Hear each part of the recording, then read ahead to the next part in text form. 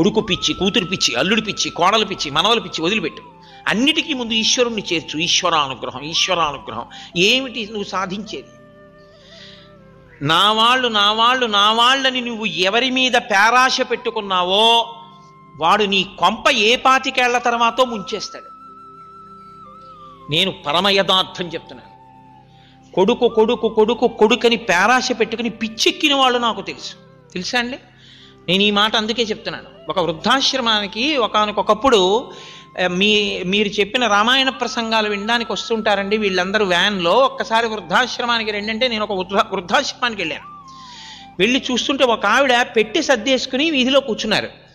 నేను ఆ వృద్ధులందరినీ పలకరిస్తూ అలా వచ్చేటప్పటికి ఆవిడ అన్నారు, నేనేం ఆవిడని అడగలేదు. ఆవిడ అన్నారు, అయ్యా నన్ను తీసుకెళ్ళిపోవడానికి మా అబ్బాయి వస్తున్నాడు ఇవాళ, అందుకని నేను ఇంటికి వెళ్ళిపోతున్నానండి, అది పెట్టి సర్దుకున్నానారా. అమ్మ చాలా సంతోషం అమ్మా, ఇన్నాళ్ళు ఇక్కడ ఉన్నారు, మీ అబ్బాయి తీసుకెళ్ళిపోతున్నాడు, అసలు ఇక్కడ ఇన్నాళ్ళు ఎందుకు ఉంచాడు, చాలా సంతోషం తల్లి అని నేను ముందుకు వెళ్ళిపోయాను.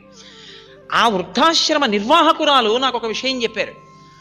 వీళ్ళ అబ్బాయి ఈవిడ వీళ్ళ అబ్బాయిని లేక నోములు వ్రతాలు పూజలు చెయ్యనివి లేవు, చేస్తే పుట్టాడు.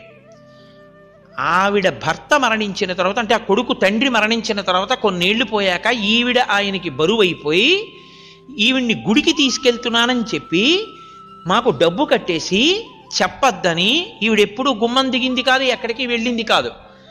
అతను ఈవిడ్ని ఇక్కడ విడిచిపెట్టి వెళ్ళిపోయాడు. ఆవిడని ఇక్కడికి తీసుకొచ్చి విడిచిపెట్టి వెళ్ళిపోయాక మేము కొంతసేపు అయ్యాక, అమ్మ మీకు రూమ్ అలాట్ చేసాం, బలానా గదిలో ఉండండి అంటే, ఎందుకు నేను ఇక్కడ ఉండడం ఎందుకు, మా అబ్బాయి వస్తాను నేను వెళ్ళిపోతాను, ఇదేదో చూపిస్తానని తీసుకొచ్చాడంది ఆవిడ. కాదమ్మా ఇది వృద్ధాశ్రమం, మిమ్మల్ని ఇక్కడ చేర్చాడు మీ అబ్బాయి అని చెప్పాం. కొన్ని గంటల తర్వాత ఆవిడికి పిచ్చెక్కిపోయింది ఆ కొడుకు కోసం. పిచ్చెక్కిపోయి ఆవిడ అస్తమా